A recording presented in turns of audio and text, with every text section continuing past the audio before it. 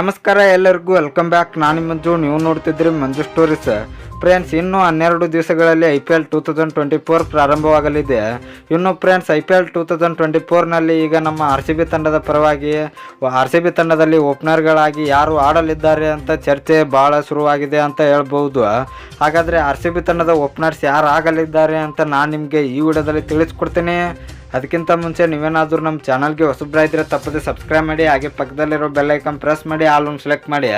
ಯಾಕೆಂದರೆ ನಾನು ಯಾವುದೇ ಕ್ರಿಕೆಟ್ ಬಗ್ಗೆ ವಿಡಿಯೋ ಮಾಡಿದರೆ ನಿಮಗೆ ತಕ್ಷಣ ನೋಡ್ಸಿ ಬರುತ್ತೆ, ಆವಾಗ ನೀವು ವಿಡಿಯೋನ ಮೊದಲಿಗರಾಗಿ ನೋಡ್ಬೋದು.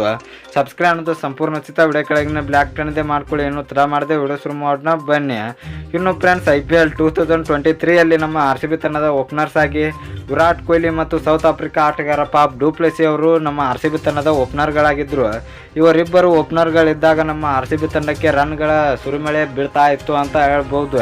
ಆದರೆ ಈ ಸೀಸನ್ನಲ್ಲಿ ಈ ಪೇರ್ ಇರೋಗಿಲ್ಲ ಅಂತ ಅಪ್ಡೇಟ್ ಬರ್ತಾ ಇದೆ. ಅಂದರೆ ಇವರು ಆಡೋದಿಲ್ಲ, ಬೇರೆ ಓಪನರ್ಸ್ ಇರುತ್ತಾರೆ ಅಂತ ನಮ್ಮ RCB ತಂಡದಿಂದ ಅಪ್ಡೇಟ್ ಬರ್ತಾ ಇದೆ. ಫ್ರೆಂಡ್ಸ್, ಅದು ಕೆಮ್ರೋನ್ ಗ್ರೀನ್ ಆಗಿರ್ಬೋದು ಅಂತ ಭಾಳ ಅಪ್ಡೇಟ್ ಬರ್ತಾ ಇದೆ. ಯಾಕಂದರೆ ಆಸ್ಟ್ರೇಲಿಯಾ ತಂಡಕ್ಕೆ ಕೆಮ್ರೋನ್ ಗ್ರೀನ್ ಅವರು ಓಪನರ್ ಆಗಿ ಸಾಕಷ್ಟು ಪಂದ್ಯಗಳನ್ನು ಆಡಿದ್ದಾರೆ.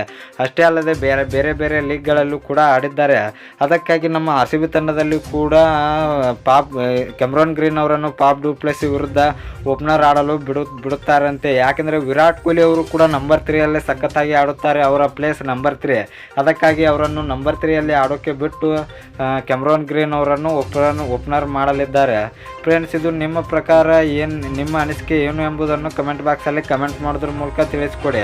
ಇನ್ನು ನಿಮಗೆ ಇದೇ ರೀತಿ ಕ್ರಿಕೆಟ್ ಮತ್ತು ನಮ್ಮ RCB ಬಗ್ಗೆ ಅಪ್ಡೇಟ್ಸ್ ಬೇಕಾದರೆ ನಮ್ಮ ಚಾನಲ್ ಲೈಕ್ ಮಾಡಿ, ಶೇರ್ ಮಾಡಿ, ಸಬ್ಸ್ಕ್ರೈಬ್ ಮಾಡಿ, ಬೆಲ್ ಐಕನ್ ಆನ್ ಮಾಡ್ಕೊಳ್ಳಿ. ಕ್ರಿಕೆಟ್ ಬಗ್ಗೆ ಜಾಸ್ತಿ ಅಪ್ಡೇಟ್ಸ್ ಬರ್ತಾ ಇರುತ್ತೆ, ಅದಕ್ಕೆ ಸಬ್ಸ್ಕ್ರೈಬ್ ಮಾಡ್ಕೊಳ್ಳಿ. ನಮಸ್ಕಾರ ಫ್ರೆಂಡ್ಸ್.